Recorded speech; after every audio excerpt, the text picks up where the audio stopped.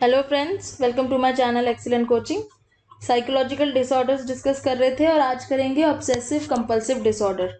और obsessive compulsive disorder में दो चीज़ें कंबाइंड हैं, एक है ऑब्सेशन और एक है कंपल्शन। और इन दोनों के मीनिंग जो होते हैं उसको जोड़ के ये पूरा एक डिसऑर्डर बनता है जिसको हम बोलते हैं ऑब्सेसिव कंपल्सिव डिसऑर्डर। तो अब जैसे देखते हैं इसमें क्या लिखा हुआ है। Sometimes people get a thought running through their head that just won't go away, like when a song gets stuck in one's mind. अब कई बार ऐसा होता है, जैसे नॉर्मल लोगों में ऐसा होता है कि जैसे कोई सॉन्ग है जो उनके माइंड में पूरा दिन घूमता जा रहा है, लेकिन ऐसे ही ओसीडी जिनको प्रॉब्लम होती है उनके माइंड में एक थॉट होता है जो पूरा दिन रिपीट होता रहता है, उस थॉट से वो पीछा नहीं छुड़ा पाते। उनके माइंड में वो चीज बार बार आती रहती है, वो कोई काम नहीं कर पाते, जैसे ही वो काम करने लगते हैं उनके माइंड में वो थॉट बार बार आता रहता है। और उस थॉट की वजह से उनको इतनी एंग्जाइटी होती है कि वो फाइनली एक डिसऑर्डर, क्योंकि डिसऑर्डर का क्या मतलब है, एक डिसऑर्डर एक वो चीज होती है जो आपको normal day to day functioning में डिस्टर्ब करे। तो अगर कोई थॉट आपके माइंड में बार बार आ रहा है जिससे आप अपने नॉर्मल डे टू डे काम नहीं कर पा रहे हो, तो वो एक डिसऑर्डर हो गया है। और वो ही एक सबसे बड़ा सिम्टम है ऑब्सेसिव कंपल्सिव डिसऑर्डर का। और ओसीडी जो है, it is a disorder in which intruding thoughts that occur again and again. Intruding thoughts का मतलब है डिस्टर्बिंग थॉट्स आते हैं बार बार ही, जो आपको परेशान करते हैं और वो बार बार आपके माइंड में आते हैं। जैसे कईयों को बहुत ज्यादा, एक एग्जांपल दे रही हूँ, जैसे इस पर्टिकुलर डिसऑर्डर में कुछ लोगों को ना बार बार ऐसे लगता है कि उनके हाथ में जर्म्स है, तो वो बार बार अपने हाथ धोने जाते हैं। वो अपने दिमाग से ये चीज निकाल ही नहीं पाते कि उनके हाथ गंदे हैं, वो बार बार हाथ धोने जाते हैं। उनको बार बार जैसी कोई चीज छूते हैं उनको लगता है कि मेरे हाथ में जर्म्स आ गए हैं। और ये रिपीटेडली होता है, रिपीटेडली होता है। और फिर फाइनली क्या होता है कि रिपीटेडली करते करते उनकी हेल्थ के ऊपर वो चीज असर करने लगती है। आप अपने हाथ अगर बार बार दिन में बार बार धोते रहोगे तो आपके हाथ खराब होंगे, आपकी मेंटल पीस खराब होगा, आपका काम नहीं आप कंटिन्यूसली कर सकते। आप खुद सोचो, आप पढ़ने बैठे और आप बार बार 5 मिनट, पाँच मिनट के बाद आप उठ के जा रहे हो अपने हाथ धोने, तो आप डे टू डे फंक्शनिंग में आपकी बहुत ज्यादा डिस्टर्बेंस हो रही है। So, these are followed by some repetitive ritualistic behavior or mental acts. Compulsion such as repeated hand washing and counting. Counting भी एक एग्जाम्पल इन्होंने दे रखा है, हैंड वॉशिंग के अलावा काउंटिंग करना भी। मतलब इसमें ऐसा नहीं है कि लॉजिकल चीजें ही होंगी, कई बार बहुत इलॉजिकल चीजें भी होती हैं, जैसे काउंटिंग का एग्जाम्पल दिया हुआ है। तो माइंड में काउंटिंग की वो चीज रिपीट होती जा रही है, तो बार बार रिपीटेटिवली हो रहा है। और कंपल्शन क्यों बोलते हैं, जैसे कंपल्शन का क्या मतलब होता है कि कोई चीज आपको मजबूरी में जबरदस्ती करनी पड़ रही है। आप एक कंपल्शन होता है, इसका हिंदी में एग्जैक्ट ये होता है ट्रांसलेशन की, आपको कोई कंपल्सिवली आपको कुछ करना पड़ रहा है, मजबूरी में आपको कोई चीज बार बार करनी पड़ रही है, क्योंकि वो आपका माइंड आपसे करवा रहा है, आप उसको अवॉइड नहीं कर पा रहे हो बिल्कुल भी। तो अब क्या होगा, वो आपको एंजाइटी कॉज करेगा, आपको बार बार एंजाइटी होगी और स्ट्रेस होगा उस चीजों की वजह से। ऑलमोस्ट ऑल न्यू पेरेंट्स, अब यहाँ पे इन्होंने जैसे एग्जांपल दिया है किसी का कि एक कोई लेडी है जिनका जस्ट अभी बेबी हुआ था, लेकिन वो रात में सो नहीं पाती क्योंकि वो बार बार उठ के जाके चेक करती है कि वो ब्रीथ कर रहा है कि नहीं कर रहा है। मतलब नॉर्मली तो सारे लोग हैं चेक करते हैं रात में उठ के बेबीज को कि वो ठीक से सोए हैं कि नहीं सोए हैं, बट एक ये है इन्होंने एग्जांपल दिया है यहाँ पे कि किसी का कि अगर वो बार बार वो उठ के चेक कर रहा है बिना सोए, तो इसका मतलब वो एक उनको एक वो प्रॉब्लम हो रही है जो रिपीटेडली उनके माइंड में थॉट घूम रहा है, जिसकी वजह से वो खुद नहीं सो पा रहे हैं। Everyone experiences a little obsessive thinking from time to time or has some small ritual that just makes them feel better. अब इस चीज के बारे में मैंने पहले भी आपको बताया था, जो साइकोलॉजी सिंड्रोम होता है, स्टूडेंट सिंड्रोम, कि ऐसा नहीं है कि हमें जैसे कई बार पढ़ के लगता है कि यार ये चीज तो हमारे अंदर भी है, ऐसा तो नहीं है कि हम बीमार है। कुछ चीजें सबके अंदर होती हैं, जैसे हम सबकी भी कोई ना कोई ऐसी आदत है जो हम बार बार उठ के चेक करने जाते हैं। जैसे कई बार हम किचन में कोई चीज रख के आते हैं तो हम बार बार चेक करने उसको जा रहे हैं कि गैस ऑफ करके आए हैं कि नहीं आए हैं। जैसे कभी गीजर का स्विच हम ऑफ करके आते हैं तो हमें कई बार फिर से ये थॉट आता है कहीं हम स्विच ऑन तो नहीं छोड़ के आ गए हैं, तो हम उसको 2 बार चेक करने जाते हैं कि स्विच ऑफ है ना।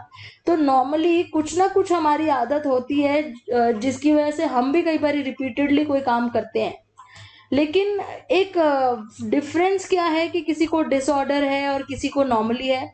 डिफरेंस ये है कि आप चेक करके आ गए हो फिर भी आपको तसल्ली नहीं हो रही है और आप बार बार जा रहे हो। हम लोग देख आएंगे एक बारी, ज्यादा से ज्यादा 2 बारी हमें याद हो जाएगा कि हाँ हम कर चुके हैं, हम फिर पूरा दिन आराम से बैठेंगे, ये नहीं है कि उसको देखने जाएंगे।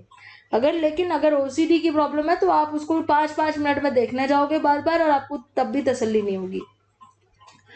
So difference is whether or not a person likes to do the ritual or feels compelled to do the ritual and feels extreme anxiety.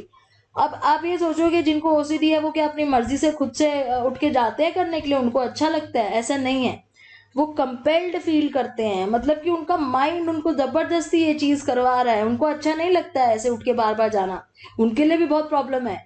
लेकिन अगर माइंड में इस तरह की प्रॉब्लम है कि वो बार बार थॉट वही आ रहा है उनके माइंड में, तो फिर उनको जाना ही पड़ता है। And this distress caused by a failure or inability to successfully complete compulsive behavior or mental act. और अगर आप मान लो उनको रोकते हो कोई चीज करने से, सपोज आप किसी को रोक रहे हो बार बार उठ के जाने से, आप उसको बोल रहे हो कि नहीं आप जा चुके हो, आप बैठे रहो, आपको कोई जरूरत नहीं बार बार उठने की। क्लास में जैसे अगर किसी बच्चे को कोई है प्रॉब्लम इस तरह की और टीचर उसको उठने नहीं दे रही है, उसको जबरदस्ती बिठा के रखा है, टीचर में भी टीचर को नहीं पता है या टीचर नहीं जानती है, उस केस में क्या होगा, उसको बहुत एक्सट्रीम वो स्ट्रेस होना शुरू हो जाएगा उसको बहुत ज्यादा। तो ये प्रॉब्लम क्रिएट करता है ओसीडी इस तरीके से। फिर आता है acute stress disorder. Acute stress disorder जिसको एएसडी बोल सकते हैं, और उसके साथ एक और इन्होंने लिया हुआ है पोस्ट ट्रॉमेटिक स्ट्रेस डिसऑर्डर। और ये दोनों ही स्ट्रेसर से रिलेटेड है। स्ट्रेस के बारे में हम पहले पढ़ चुके हैं एक चैप्टर में, तो स्ट्रेसर से रिलेटेड है दोनों ही। स्ट्रेस वाले डिसऑर्डर है एक्यूट स्ट्रेस डिसऑर्डर भी और पीटीएसडी भी। और इसमें क्या है कि अगर हमें बहुत ही ज़्यादा स्ट्रेस से एक्सपोज हो जाए, मतलब हम हमारे ऊपर काफ़ी ज़्यादा अगर स्ट्रेस हो जाए, तो वो एकदम से एक डिसऑर्डर में चेंज हो सकता है। और ये स्ट्रेस इतना ज़्यादा कब होता है, जब हम कोई ऐसी चीज़ एक्सपीरियंस करते हैं जो हमारे लिए बहुत ज़्यादा अनबेरेबल होती है, जो को हम झेल नहीं पाते। जैसे अगर 9/11 में जो हुआ था, जो भी वो ट्रैजिक जो इवेंट हुआ था 9/11 का, उसमें जो कुछ लोग होंगे जिन्होंने वो एक्सपीरियंस किया होगा, हो सकता है कि उनमें से कुछ ऐसे हो जिनमें ये डिसऑर्डर मिले बाद में जाके, क्योंकि उन्होंने उस टाइम पे इतना ज़्यादा स्ट्रेस था उनके ऊपर, जिनको उनकी बॉडी जो है नहीं झेल पाई और वो डिसऑर्डर में चेंज हो गया। ऐसे ही कोई हरिकेन अगर आता है या कोई भी ऐसी बड़ा इवेंट हो जाता है जिसकी वजह से बहुत ज़्यादा स्ट्रेस लोगों के ऊपर आ सकता है, तो उस केस में एक एक्यूट स्ट्रेस डिसऑर्डर होने के चांसेस रहते हैं, या उसके कई महीनों बाद भी एक प्रॉब्लम रहती है स्ट्रेस की, जिसको हम बोलते हैं post traumatic stress disorder, PTSD. So the symptoms of ASD occur within 4 weeks of traumatic event. अब इसमें सिम्टम्स क्या होते हैं? Anxiety, dissociative symptoms. और डिसोसिएटिव का मतलब आप अपनी पर्सनालिटी से बिल्कुल अलग ही बिहेव कर रहे हो, इमोशनली बिल्कुल आप नम हो गए हो, रिस्पॉन्स नहीं दे रहे हो, आपको पता ही नहीं है आपके आसपास क्या चल रहा है, भूलते जा रहे हो चीज़ों को, रात को नाइटमेयर्स आ रहे हैं आपको, स्लीप डिस्टर्बेंसेस हो रही हैं, कॉन्सेंट्रेट नहीं कर पा रहे हो चीज़ों पे, तो ये इसके सिम्टम है। फ्लैशबैक होता है, कई बार सपने में सोते सोते उठ जाते हो चिल्लाते हुए, और ये एज लॉन्ग एज 1 मंथ तक चलता रहता है उस इवेंट के बाद भी। Only recently published study gathered survey information from Katrina evacuees at a major emergency shelter and found that 62% of those sampled met the criteria for having acute stress disorder। तो एक ये हरिकेन आया था, Katrina hurricane, तो उनके ऊपर ये study हुई है कि जो वहाँ के जो लोग थे जिनको बचाया था, इवैक्यूएट करवाई थी जगह, वहाँ से खाली करवाई थी, उनको बचा के लाए थे, तो इमरजेंसी शेल्टर में थे, उनके ऊपर जब ये स्टडी करी गई तो 62% लोगों में ये चीज़ मिली थी कि उनको एक्यूट स्ट्रेस डिसऑर्डर था। फिर when symptoms associated with ASD last for more than 1 month, अब क्या हो गया कि अगर ये एएसडी का सिम्टम 1 महीने से भी ज़्यादा खिंच जाए, तो फिर वो उसको बोलते हैं पोस्ट ट्रॉमेटिक। पोस्ट ट्रॉमेटिक मतलब ट्रॉमा के बाद जो डिसऑर्डर कंटिन्यू होता ही जा रहा है। तो अगर 1 महीने तक स्ट्रेस है बहुत ज़्यादा किसी चीज़ का, लेकिन बाद में वो धीरे धीरे कोप अप कर लेते हैं, तो उसको एक्यूट स्ट्रेस डिसऑर्डर कहा जाता है। लेकिन अगर उसके बाद भी वो चीज़ चलती जा रही है, ख़त्म नहीं हो रही है स्ट्रेस उसका, तो उसको हम फिर पीटीएसडी बोलते हैं। So in the same study, researchers concluded that it was likely that anywhere from 38 to 49% of all evacuees sampled were at risk of developing PTSD. And that would still be present 2 years after the disaster. तो उसी में से कह रहे हैं कि कुछ लोग ऐसे थे जिनके अंदर पीटीएसडी होने के बहुत ज़्यादा चांसेस थे, जो 2 साल तक टाइम लग जाता है उसको ठीक करने में. Whereas the onset of ASD occurs within 4 weeks of traumatic event, the symptoms of PTSD may not occur until 6 months. अब यहाँ पे देखो डिफरेंस इसका बहुत इंपॉर्टेंट है नोट करना कि एएसडी और पीटीएसडी में फर्क क्या है. एक तो ये डिफरेंस है कि पीटीएसडी एक मंथ या ज़्यादा से ज़्यादा 1 to 2 मंथ तक की होता है. एएसडी पीटीएसडी जो है ये काफ़ी सालों तक भी चल सकता है. दूसरा डिफरेंस ये है कि जो एएसडी है इसके सिम्टम्स आपको एक ट्रोमैटिक इवेंट के 4 हफ्ते में ही नजर आने शुरू हो जाते हैं. पीटीएसडी के सिम्टम्स आपको 6 महीने तक नहीं दिखते, कई बार उसके बाद पता चलता है कि कोई ऐसी प्रॉब्लम है. तो पीटीएसडी एक तरीके से बहुत ही ज़्यादा एक लंबे टाइम तक परेशान करने वाली प्रॉब्लम है. Treatment of this stress disorders में इन्वॉल्व साइकोथेरेपी. तो इस स्ट्रेस डिसऑर्डर की ट्रीटमेंट में क्या होता है, साइकोथेरेपी होती है, कुछ ड्रग्स का यूज़ किया जाता है एंजाइटी को कंट्रोल करने के लिए.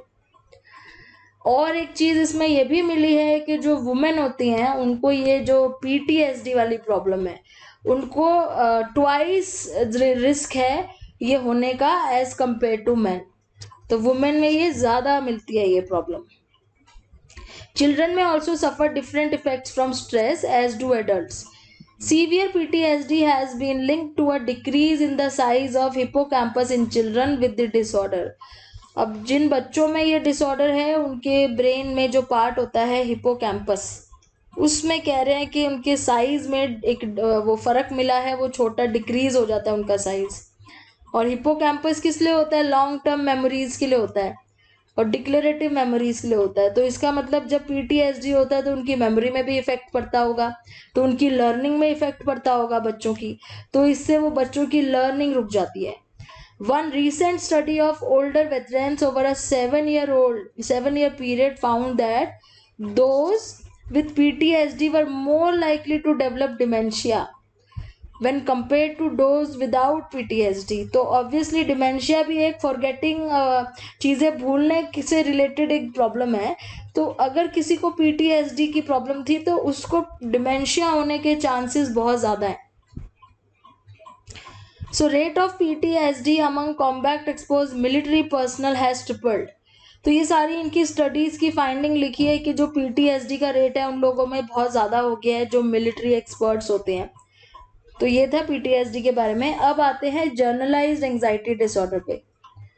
Generalised anxiety disorder is a kind of anxiety that has no real external source and may be experienced by people with general anxiety disorder. तो इसमें क्या है, कोई पर्टिकुलर सोर्स नहीं है, जैसे हमने ऊपर पढ़ा था कि कोई ट्रोमैटिक इवेंट हो जाता है तब उनको स्ट्रेस होता है. इसमें जर्नलाइज में कोई पर्टिकुलर सोर्स नहीं है, ये बस एक होता है ना, कई लोगों को आदत होती है बहुत ज़्यादा हर चीज़ में घबरा जाते हैं. तो जर्नलाइज एंजाइटी डिसऑर्डर है, किसी भी चीज़ से वो घबराना शुरू कर देते हैं, एंजाइटी होनी शुरू हो जाती है और बहुत ज़्यादा होती है, थोड़ी बहुत नहीं है कि बस एक चिंता हो गई है, नहीं, एंजाइटी होती है, मतलब डिसऑर्डर है ये. दैट मीन्स वो अपने डे टू डे फंक्शनिंग में उनकी प्रॉब्लम आती है इस एंजाइटी की वजह से. एक्सेसिव एंजाइटी होती है, वरीज होती है और ये हो सकता है कि मोर देन 6 month तक चले. It occur more days than not for at least 6 months, मतलब कि इतना ज़्यादा भी हो सकता है कि महीनों तक रहे. पीपल विद डिसऑर्डर में also experience anxiety about a number of events, जैसे कि स्कूल के काम में को लेके एंजाइटी हो गई और कोई ऑफिस के काम को लेके एंजाइटी, नॉर्मल चीज़ों को लेके, जिससे लोग हम सब लोग परेशान होते हैं स्कूल के काम को लेके. अगर लेकिन कोई अपना महीनों तक ही खाना पीना नहीं खा पा रहा है बिकॉज उसको इतना ज़्यादा स्ट्रेस हो रहा है, तो वो एक जर्नलाइज्ड एंजाइटी डिसऑर्डर है. और वो इन चीज़ों से है जिसको सबको प्रॉब्लम होती है, लेकिन हर कोई इतना ज़्यादा उसमें इन्वॉल्व नहीं हो जाता कि वो एक डिसऑर्डर बन जाए. So these feelings of anxiety persist 6 months or more and have no real source. मतलब इसका कोई ऐसा पर्टिकुलर सोर्स नहीं है कि आप उस सोर्स को हटा दो तो ये ठीक हो जाएगा. किसी भी चीज़ से एंशियस होना शुरू हो जाते हैं, अपनी लाइफ की डेली इवेंट से एंशियस होना शुरू हो जाते हैं। People with disorder are just plain worriers. Plain worriers मतलब वो ऐसे लोग होते हैं जिनको चिंता करने की आदत ही होती है। वो जैसे पैसे के बारे में सोच सोच के हमेशा वो वरी करेंगे, बच्चों के बारे में, अपनी लाइफ के बारे में, दोस्तों के बारे में, इवन अपने पेट्स के बारे में भी। मतलब उनको कोई रीजन चाहिए, और ये ऐसा भी रीजन नहीं होगा कि आप पर्टिकुलरली उस रीजन को हटा दो तो उनकी ये प्रॉब्लम ठीक हो जाएगी। ये एक जनरलाइज रीजन होगा, आप एक चीज हटाओगे तो दूसरी चीज पे करने लग जाएंगे। उनको इतना ज्यादा टेंस फील होता है, वो इतनी जल्दी थक जाते हैं सोच सोच के, वो अगर पढ़ना चाहें तो कंसंट्रेट नहीं कर सकते, उनकी बॉडी में पेन होना शुरू हो जाता है, उनको नींद नहीं आती है। सोचो इतना ज्यादा स्ट्रेस हो रहा है लेकिन कोई पर्टिकुलर रीजन नहीं है। तो ये जनरल एंजाइटी डिसऑर्डर होता है, and it is often found occurring with other anxiety disorder. तो डिप्रेशन जैसी प्रॉब्लम तो इसके साथ इजीली हो जाती है। तो हमने अभी तक पढ़े एंजाइटी डिसऑर्डर्स के बारे में, जो उनके टाइप्स थे। अब इसके कॉजेज बता रहे हैं कि क्या कॉजेज हो सकते हैं। बहुत सारे अलग अलग पर्सपेक्टिव हैं, जैसे साइकोडायनेमिक का अलग पर्सपेक्टिव है, बिहेवियरिस्ट का अलग पर्सपेक्टिव है, कॉग्निटिव साइकोलॉजिस्ट का अलग पर्सपेक्टिव है। अब यहाँ पे साइकोडायनेमिक मॉडल क्या कहता है कि it sees anxiety as a kind of danger signal that repressed urges और conflicts are threatening to surface. अब क्योंकि साइकोडायनेमिक में तो वो जो दबे हुए हमारे कॉन्फ्लिक्ट्स हैं, जो अर्जिज हैं, उनके बारे में ही बात करते हैं। तो वे बोल रहे हैं कि जैसे एंजाइटी होती है तो वो हमें एक सिग्नल दे रही है कि जो हमारे जो रिप्रेस्ड अर्जिज थे ना, अब वो हमें परेशान करने लगे हैं, अब वो ऊपर आ रहे हैं, हमारे सबकॉन्शियस माइंड से बाहर निकल निकल के हमें परेशान कर रहे हैं। तो ये बोलती है साइकोडायनेमिक मॉडल की theory. Phobia is a kind of displacement, और एक जैसे कि एक वो होता है ना, डिफेंस मैकेनिज्म होता है डिस्प्लेसमेंट। तो फोबिया एक डिस्प्लेसमेंट का ही एक टाइप है, in which phobic object is actually only a symbol of whatever the person has buried deep in his unconscious mind and a true source of fear। तो वो कह रहे हैं कि ये फोबिया क्या है, एक डिस्प्लेसमेंट है, एक डिफेंस मैकेनिज्म है डिस्प्लेसमेंट, जिसमें जिस चीज से हमें डर है ना, वो वही चीज है जो हमारे अंदर दबी हुई है बहुत ज्यादा, और वो अब हमारे अनकॉन्शियस माइंड से उठ के बाहर आ रही है, वो हमारे डर का सोर्स है। जैसे कि एग्जाम्पल क्या दिया हुआ है कि a fear of knives might mean a fear of one's own aggressive tendencies, और a fear of heights may hide a suicidal desire to jump. कि अगर आप जैसे नाइफ से अगर किसी को फोबिया है, चाकू को देख के वो डरता है, तो साइकोडायनेमिक अगर कोई होगा साइकोलॉजिस्ट तो वो कहेगा कि इसका जो नाइफ का फियर है ना, इसका मतलब ये अपनी ही खुद की अग्रेसिव टेंडेंसी से डर रहा है कि मैं कभी इतना ज्यादा अग्रेसिव ना हो जाऊं कि मैं किसी को या अपने आप को हार्म कर लूं। या अगर किसी को हाइट से डर लगता है तो वो अपने ही खुद के सुसाइडल डिजायर से डर रहा है कि कभी मैं सुसाइड ना कर लूं जंप करके, तो इसलिए वो हाइट पे जाने से डर रहा है। तो साइकोडायनेमिक थोड़ा सा अपने अंदर की ही कॉन्फ्लिक्ट के बारे में बात कर रही है। फिर बिहेवियरिस्ट क्या कहते हैं। बिहेवियरिस्ट तो यही बोलते हैं कि कोई भी जो रिएक्शन होते हैं वो सारे स्टिमुलाई को देख के लर्न करते हैं। तो वो बोलते हैं कि जो भी एंशियस बिहेवियर है वो भी एक रिएक्शन है जो हमने लर्न किया है। तो जैसे वो कहेंगे कि फोबियाज क्या है, nothing more than classically condition fear responses. जैसे आपको एक वो एक्सपेरिमेंट याद होगा लिटिल एल्बर्ट वाला, जिसमें वो छोटे बच्चे को उन्होंने रैट से डरना सिखा दिया था। उसके पहले तो वो बच्चा नहीं डरता था रैट से, उसको पसंद करता था, रैट को देख के खुश होता था, लेकिन जैसे वो रैट आता था डॉक्टर जोर से आवाज करते थे, तो धीरे धीरे वो बच्चा डरना शुरू हो गया रैट को देख के। तो यही कह रहे हैं बिहेवियरिस्ट के, ऐसे ही हमारे फोबियाज भी एक कंडीशनड रिस्पॉन्स है। फिर कॉग्निटिव साइकोलॉजिस्ट क्या कहते हैं। कॉग्निटिव साइकोलॉजिस्ट बोलते हैं कि जो एंजाइटी डिसऑर्डर है ना, वो एक इलॉजिकल और इरैशनल थॉट प्रोसेस है जिसका कोई लॉजिक नहीं है। एक हमारे अंदर एक इरैशनल थिंकिंग आ जाती है और उसको हम बहुत ज्यादा अपनी लाइफ में बहुत ही ज्यादा एक इम्पोर्टेंस देने लग जाते हैं। One way in which people with anxiety disorder show irrational thinking is through magnification or the tendency to make mountains out of molehills। make mountains out of molehills का हिंदी में ट्रांसलेशन बनता है राई का पहाड़ बनाना। तो इसको वो बोलते हैं, जैसे कई लोगों को आदत नहीं होती छोटी छोटी बातों को इतना बड़ा बना देते हैं। कॉग्निटिव साइकोलॉजिस्ट बस वही बोल रहे हैं कि ये एंजाइटी मतलब वही है कि लोग ना बहुत छोटी बातों को बहुत बड़ा बना देते हैं और वो बहुत ज़्यादा हार्मफुल बना देते, सिचुएशन जो कि नहीं भी होती हार्मफुल, वो उसको बहुत डेंजरस और हार्मफुल बना देते हैं जितना वो एक्चुअली में है। जैसे पैनिक डिसऑर्डर में इन्होंने एग्जांपल दिया, person might interpret a racing heart beat as a sign of heart attack. तो जिसको पैनिक डिसऑर्डर की प्रॉब्लम होगी ना, अगर उसका दिल जोर से धड़क रहा होगा तो वो कहेगा मुझे हार्ट अटैक आ रहा है। इस तरीके से हम मैग्नीफाई कर देते हैं चीजों को।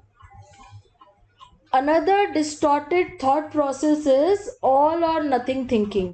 एक और थॉट प्रोसेस है जिसको हम बोलते हैं all or nothing thinking, in which a person believe that his or her performance must be perfect or the result will be a total failure. All or nothing thinking बहुत ही common चीज है, आप में से बहुत लोग भी ऐसा सोचते भी होंगे, या तो बिल्कुल ही परफेक्ट रिजल्ट होना चाहिए या वो बिल्कुल ही फेलियर है, हमें बीच की परफॉर्मेंस नहीं चाहिए। तो ये भी एक डिस्टॉर्टेड थॉट है, या तो आपको बिल्कुल ही परफेक्शन चाहिए या आपको बिल्कुल ही नहीं चाहिए। आप मीडियोकर या एक मीडियम परफॉर्मेंस से नहीं आप खुश होते हो। फिर आता है ओवर जनरलाइजेशन। ओवर जनरलाइजेशन मतलब हम बहुत जल्दी जनरलाइज करने लग जाते हैं। A single negative event as never ended pattern, मतलब एक बार आपसे कोई गलती हो गई या एक बार ही आपको किसी ने नेगेटिवली रिस्पॉन्ड कर दिया तो आप उसको हर चीज पे जनरलाइज कर दोगे कि मेरे साथ तो ऐसे ही होता है, मेरा तो काम ही खराब ही होता है हमेशा। तो jumping to conclusion without fact, मतलब बिना फैक्ट के आप जंप कर रहे हो अपने कंक्लूजन पे, क्योंकि एक बार ही आपको नेगेटिव चीज फेस करनी पड़ गई। फिर होता है minimization, giving little or no emphasis to one success or positive event. अब अगर आप किसी की सक्सेस को ज्यादा एम्फेसिस नहीं दे रहे हो और किसी की पॉजिटिव चीजों को ज्यादा एम्फेसिस नहीं कर रहे हो, नेगेटिव को ज्यादा कर रहे हो, उसको मिनिमाइजेशन बोल रहे हैं कि पॉजिटिव चीजों पे तो ध्यान ही नहीं दे रहे हैं, नेगेटिव चीजों पे ज्यादा ध्यान दे रहे हैं। तो ये सारे एग्जाम्पल हैं डिस्टॉर्टेड थिंकिंग के। तो कॉग्निटिव साइकोलॉजी कह रही है कि अगर आपकी थिंकिंग इस टाइप की है तो आपको एंजाइटी होगी ही होगी, क्योंकि आपकी थिंकिंग ही डिस्टॉर्टेड है।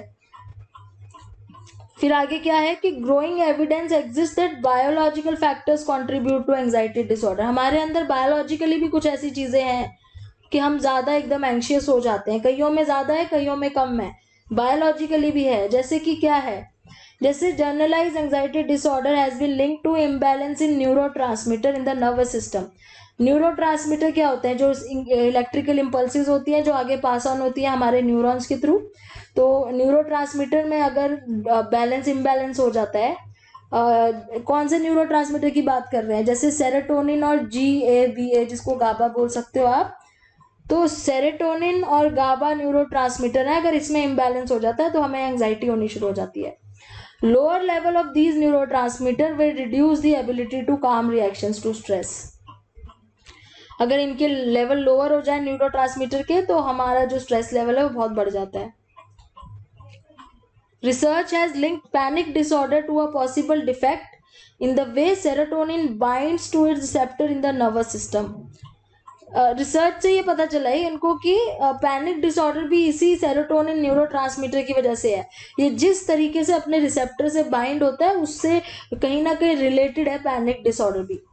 Recent studies with mice have indicated that an area of the hippocampus known as ventral hippocampus may help control anxiety by talking to the medial prefrontal cortex। मतलब ये कह रहे हैं कि हिप्पोकैम्पस और मीडियल प्री फ्रंटल कॉर्टेक्स जो है वो, ये दोनों जो है ब्रेन के जो ऐसे एरिया हैं जो एंजाइटी को कंट्रोल कर सकते हैं और इमोशनल अवेयरनेस को कंट्रोल कर सकते हैं। तो इसका मतलब बायोलॉजिकली भी हमारे अंदर कुछ ऐसी चीजें हैं जो हमको एंजाइटी कॉज करती हैं।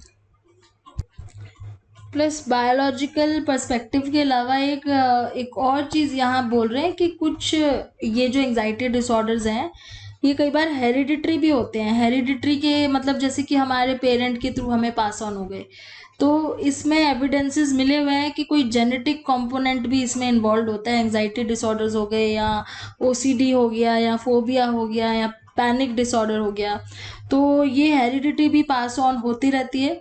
जैसे ट्विन स्टडीज से इनको ये बहुत सारे एविडेंस मिले हैं कि जिसमें उन्होंने देखा है कि जेनेटिकली वो दोनों ट्विंस में ही वो दोनों डिसऑर्डर्स उनको मिले हैं जो उनके पेरेंट्स में भी थे।